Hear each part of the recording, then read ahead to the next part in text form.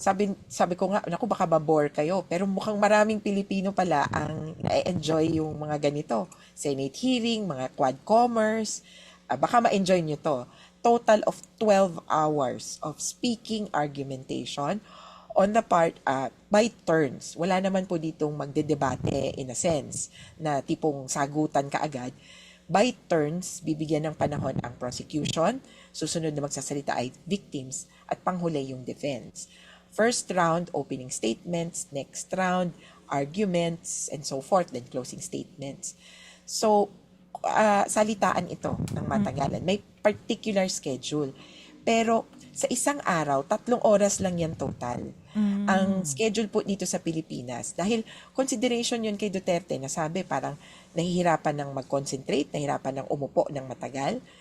Kaya dito sa Pilipinas, yung airing na yung live stream, 5:30 hanggang 6:30. Magbe-break ng 30 minutes, resume ng 7:30 to parang 8:30.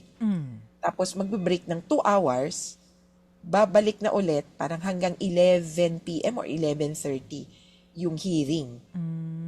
Kaya kumbaga matagalan ang breaks tapos saka babalik yung sa live stream. English natin tong mapapanood, total of 12 hours over 4 days. May break ng February 25. Di ko nga alam kung alam nila na ano yun eh. special working holiday ba? Sa Pilipinas. Parang, perfect ka. Pero parang nagpapahiwatig na, alam din namin kung anong nangyayari dyan. Pero anyway, nag-break para po din po kay Duterte. Tsaka makapahinga yung parties, yung mga lawyers na nagsasalita. Pero ito inote ko, sa last day, last hour, February 27, maghahating gabi na ito, mga 10 to 11. Kukumputin ko ulit yung airing time dito sa Pilipinas. May delay kasi yung live stream ng 30 minutes.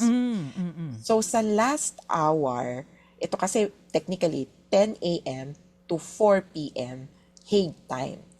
So sa last hour, 3 o'clock to 4 o'clock p.m. sa Hague, February 27, ay pag-uusapan ang detention conditions ni Duterte.